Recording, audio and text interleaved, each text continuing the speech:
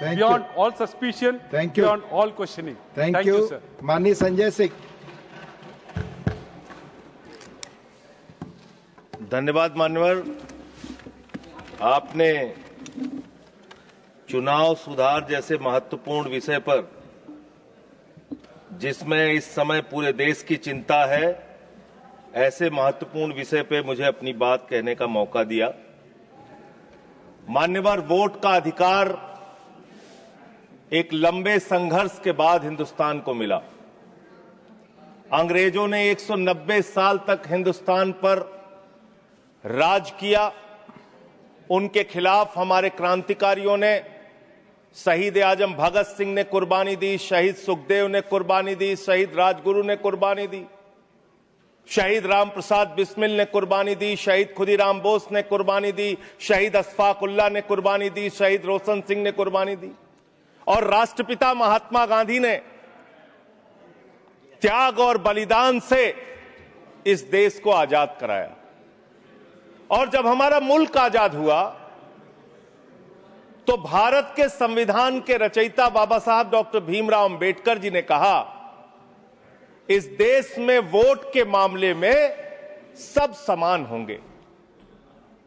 राष्ट्रपति के वोट की भी गिनती एक होगी, प्रधानमंत्री के वोट की भी गिनती एक होगी, मुख्यमंत्री के वोट की गिनती भी एक होगी, सांसद विधायक के भी वोट की गिनती एक होगी, और गांव में रहने वाले मजदूर के वोट की गिनती, दलित के वोट की गिनती, पिछड़े समाज के लोगों के वोट की गिनती, आदिवासी के वोट की गिनती एक होगी।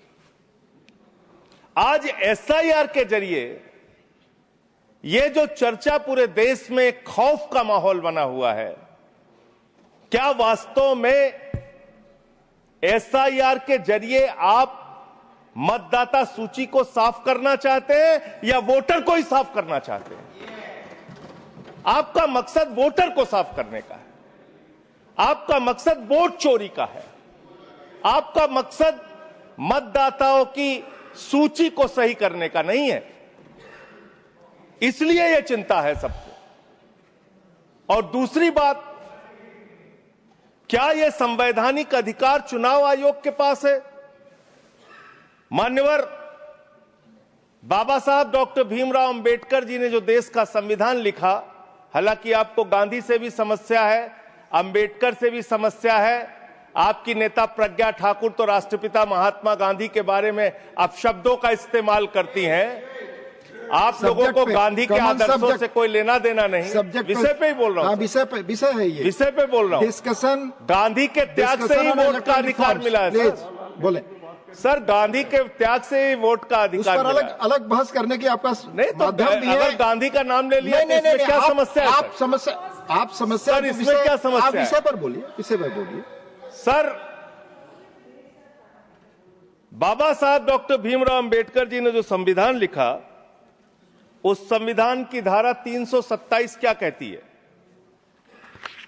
Power of parliament to make provision with respect to elections to legislatures subject to the provisions of this constitution, parliament from time to time by law make provision with respect to all matters relating to or in connection with elections to either house of parliament or to the house of or either house of the legislature of a state, including the preparation of electoral rolls, the delimitation of constituencies and all other matters necessary of securing the due constitution of such house or houses। इसको हिंदी में भी पढ़ देगा जरूर।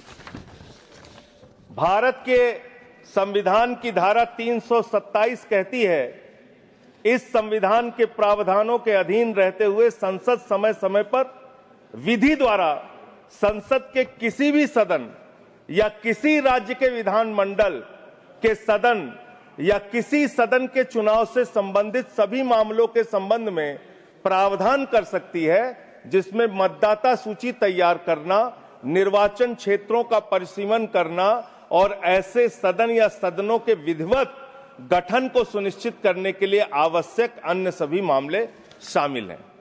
यानी कि चुनाव के मतदाता सूची बनाने से लेकर, परसीमन करने से लेकर चुनाव संपन्न कराने तक का जो अधिकार चुनाव आयोग को मिलता है वो धारा 327 के तहत मिलता है, संविधान के तहत मिलता है। उसी के तहत चुनाव आयोग काम करेगा। चुनाव आयोग कोई राजनीतिक पार्टी नहीं है, उसको चुनाव नहीं लड़ना है। चुनाव लड़ना है राजनीतिक पार्टियों को। राजनीतिक पार्टियां बैठती हैं पार्लियामेंट में और संविधान के मुताबिक जो 327 के तहत पावर चुनाव आयोग को दी जाएगी उसी के तहत चुनाव संपन्न होगा। अब आगे आ जाइए सर। अब लोक प्रतिनिधित्व कानून 1950 क्या कहता है, जिसमें मतदाता सूची का जिक्र है। इसमें साफ तौर पे लिखा हुआ है, इसकी धारा 20 उपधारा 3 में अंतर्विष्ट किसी बात के होते हुए भी निर्वाचन आयोग किसी भी निर्वाचन क्षेत्र या निर्वाचन क्षेत्र के भाग के लिए निर्वाचक नामावली में ऐसी रीति में जिसे वह ठीक समझे विशेष पुनरीक्षण के लिए निर्देश उन कारणों से जो अवलिखित किए जाएंगे किसी भी समय दे सकेगा। कारण अवलिखित किए जाएंगे, ये साफ तौर पे यहां लिखा हुआ है। एसआईआर आप क्यों करा रहे हैं, ये कारण आपको देश को बताना पड़ेगा, ये कारण आपको देश के सामने रखना पड़ेगा। ऐसे नहीं कि हम तुगलक हो गए हैं, हमारे दिमाग में सनक आ गई है, हम पूरे देश में एसआईआर कराएंगे। संसदीय शब्दों का ही इस्तेमाल नहीं, शब्दों का नहीं सर। प्लीज सर, इसमें क्या गलत मैं कह रहा हूं?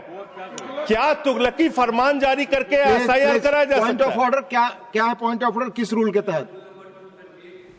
238 सर। हाँ बोलिए। Clause 5, reflect upon the conduct of persons in high authority unless the discussion is based on a substantive motion. I have already intervened. Please take your seat. हाँ माननीय संजय जी बोलिए आप। सर, मैं ये कह रहा हूं कि चुनाव आयोग को चुनाव नहीं लड़ना है सर। कानून बनाना है संसद को और उन नियमों का पालन करवाना है चुनाव आयोग को। तो आपको जब ये ताकत ही नहीं है एसआईआर की, एसआईआर कराने की ताकत ही नहीं है, आप किसी विशेष परिस्थिति में कारण लिखकर तब आप किसी क्षेत्र का, मात्र किसी क्षेत्र का आप एसआईआर करा सकते हैं। पूरे देश का एसआईआर आप नहीं करा सकते। दूसरी बात सर, आते हैं बिहार के ऊपर। उससे पहले मैं थोड़ा जिक्र दिल्ली के चुनावों का कर लूं। दिल्ली के अंदर मान्यवर, मैं एक चीज आपको स्पष्ट कर दूं माननीय संजय जी। हाँ मैं समय दूंगा, मेरा टाइम। माननीय चेयरमैन ने यह बहस शुरू होने के समय ही 3 चीजें बहुत स्पष्ट की थी। उसमें एक ये भी बताया था कि honourable members, I would like to remind you that matters concerning a special intensive revision of electoral laws in various states are presently sub judice and under adjudication of the Supreme Court of India. In this context, your attention is invited to Rule 238(1) of the Rules of Procedure and Conduct of Business in the Council of States, which states that a member while speaking shall not refer to any matter of fact on which a judicial decision is pending. Already judicial decision pending. Judicial decision पे तो मैं बात ही नहीं कर रहा हूं। Anything by you breach sir, जो प्रक्रिया संपन्न हो गई मैं उसकी और आपका इशारा कर रहा हूं डिसीजन की तरफ। सर, चुनाव सुधार, मैं सुप्रीम कोर्ट के बारे में कोई बात ही नहीं कर रहा हूं सर। यू आर डिस्कसिंग ऐसा, मैं तो सिर्फ प्रोसेस के बारे में बात कर रहा हूं। मैंने आपको बता दिया, प्लीज आप बोले।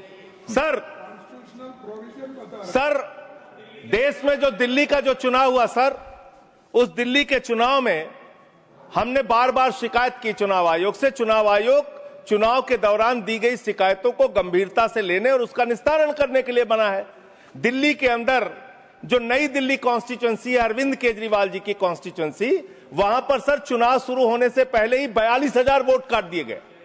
42,000 वोट काट दिए गए। उसका कोई कारण पता नहीं क्यों काट दिए गए, वो 42,000 वोट काट दिए गए।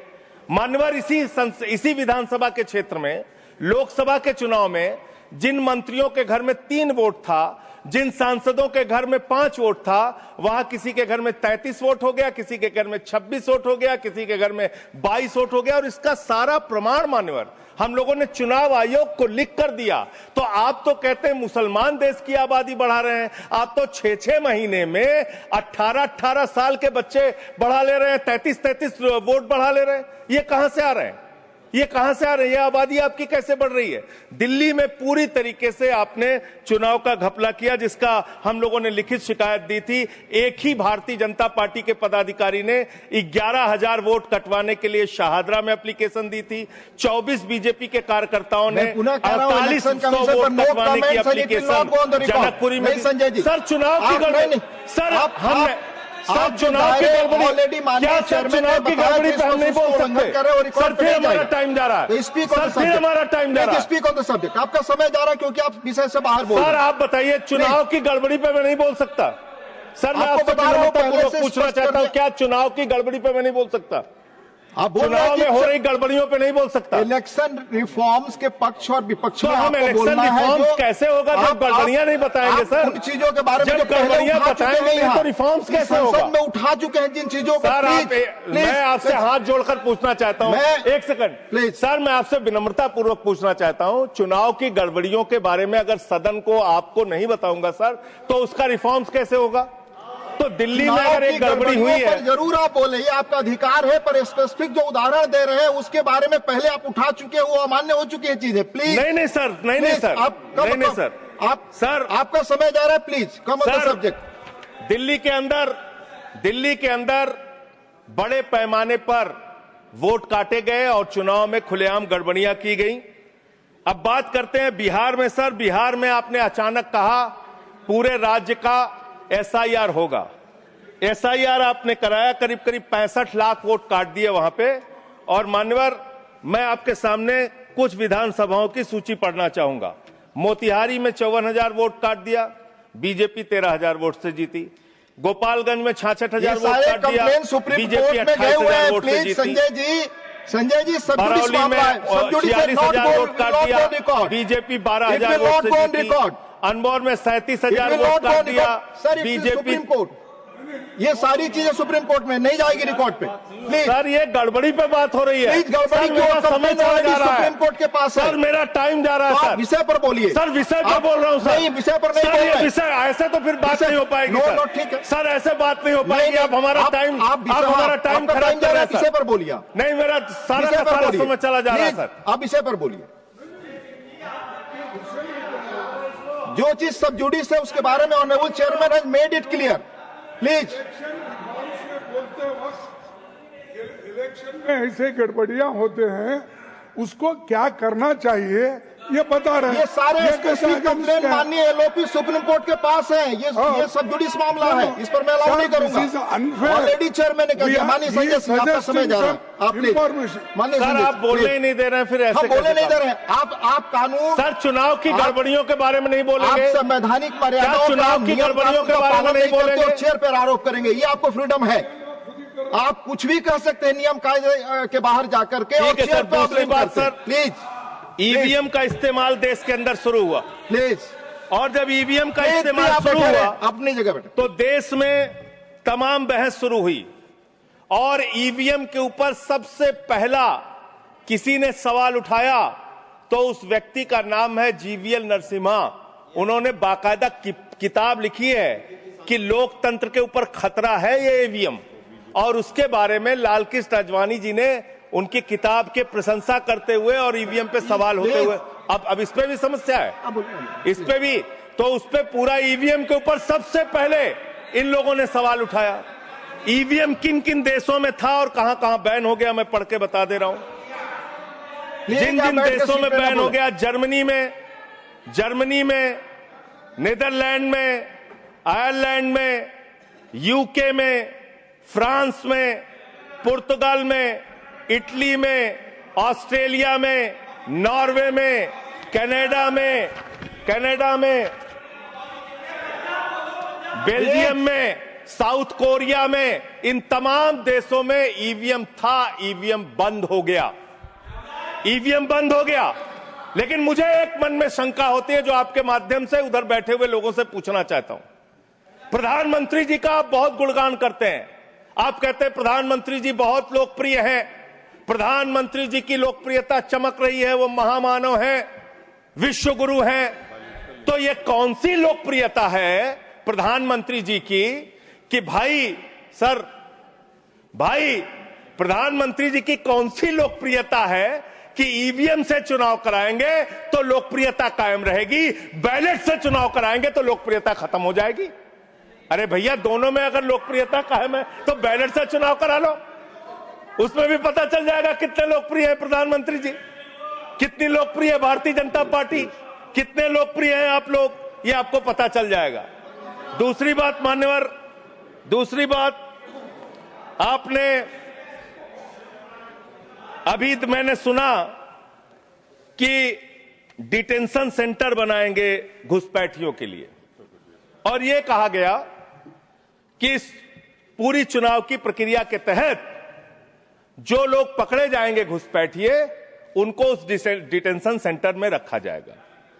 मैं आपके माध्यम से इस सरकार से पूछना चाहता हूं, 11 साल से इस देश में ट्रंप की सरकार तो है नहीं, न बराक ओबामा की सरकार है, न बाइडेन की सरकार है, यहां पर प्रधानमंत्री नरेंद्र मोदी जी हैं और गृह मंत्री अमित शाह जी हैं। आपने 11 साल में कितने घुसपैठिए हिंदुस्तान से भगाए, इसके बारे में आंकड़ा दीजिए सदन को आप जानकारी दीजिए। आप बिहार जाते हैं, वहां घुसपैठिया झारखंड जाते हैं, वहां घुसपैठिया दिल्ली आते हैं, वहां घुसपैठे हैं, हरियाणा जाते हैं, वहां घुसपैठिया हैं, महाराष्ट्र जाते हैं, वहां घुसपैठिया हैं, आसाम जाते हैं, वहां घुसपैठिया पकड़ नहीं पाते। यह कौन सा घुसपैठिया है?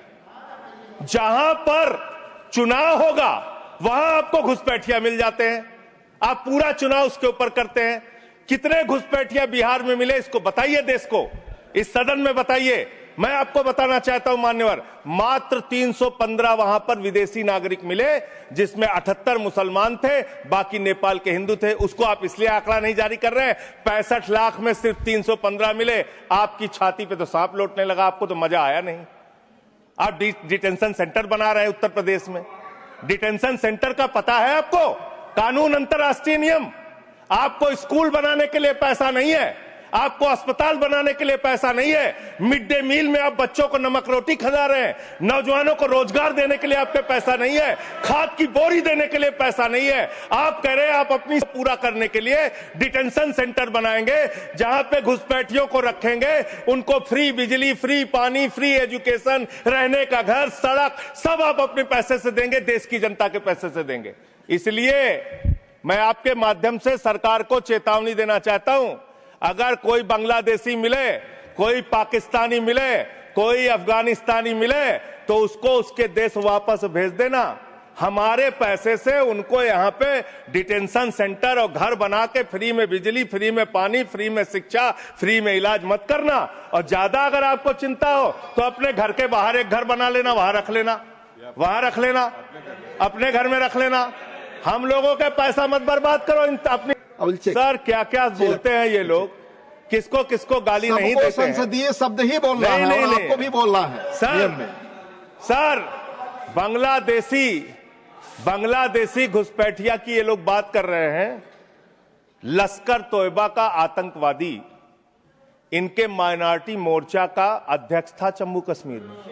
लश्कर तोयबा का सब्जेक्ट पर तालिब हुसैन, सब्जेक्ट पर दैट विल सर सब्जेक्ट है, ये डिस्कशन सब्जेक्ट है सर। लश्कर तोयबा के आतंकवादियों को अपनी पार्टी में आप रखते हो, लश्कर तोयबा के आतंकवादियों को अपनी पार्टी में रखते हो, लश्कर तैयबा के आतंकवादियों को अपनी पार्टी में रखते हो, आतंकवादियों को अपनी पार्टी में रखते हो।